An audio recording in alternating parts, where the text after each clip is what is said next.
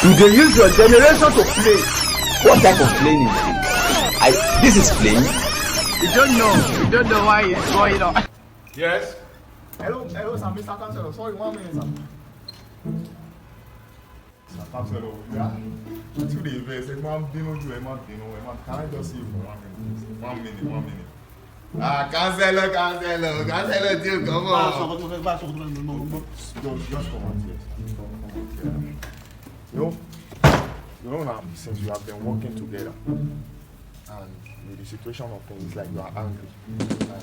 Ṣé ọ̀rẹ́ ò tó kéèyàn bínú? Sorry, sir. Iṣẹ́ owó tó lóun ṣe, you are not delivering your service properly. Òyìnbó ìṣirò máa sọ, àwọn àgbà èèyàn nímọ̀ràn gidi, àwọn èèyàn gidi, owó máa fò ìbọn lórí owó wọn. Just calm down, sir. No fear. You see the elder that say that the child did not know how to drink pap, and you should not hold his hand. Ẹ̀kọ́ ò lè mú ọmọdé jẹ kó wọ́n ara lọ. Ẹ̀kọ́ wọn ni ò lè mú ọmọdé jẹ, ọmọdé kì í mú ẹ̀kọ́ jẹ kó má ra lọ́wọ́. Àràkà tí mo sọ rẹ o. No, all is the same. Ẹ̀yin àgbà náà lè máa ń sọ bẹ́ẹ̀. All is the same, that the pap and the wọ́n ṣàmú kan jẹ. Ọmọdé ò lè mú ẹ̀kọ́ jẹ kó má ra lọ́wọ́. Nǹkan tó ń sọ nìyẹn. You understand what I'm trying to say now? I don't want to. Ẹ̀yin náà lè tún sọ pé we don't know how to walk so that our head will not shake. Orí ò lè mọ̀ rìn kó má mì lẹ́gbẹ̀lẹ́gbẹ̀. O sick. You think say they Dàbídà, wise? o sick. Orí ò lè mọ̀ rìn kó má mì lẹ́gbẹ̀lẹ́gbẹ̀. Ṣé òwe nìyẹn? Counselor be calming down. Bẹ́ẹ̀ni sóúnjọ. Ṣé ká ní pé taná pè wá fún sìn pé ká wá gba àwọn èèyàn mọ̀ òyìnbó ìṣòro máa sọ wípé owó burúkú tó máa tú lélẹ́yìí. A kì í mọ̀ rìn kórí má mì, a kì í mọ̀ rìn kórí má mì. You are not ready for this.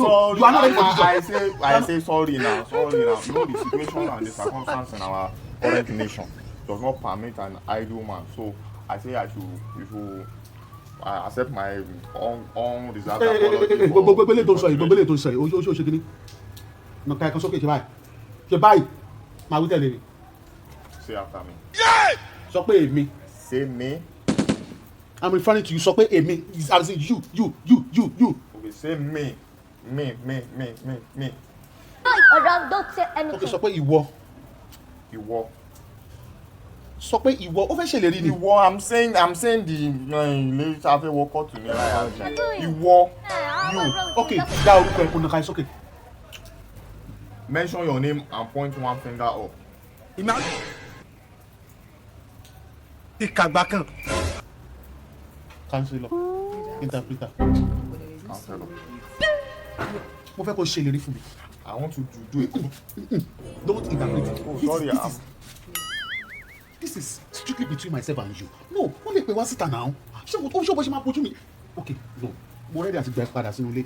Oh, thank you very much. That's why I know you. When you are the every other counselor.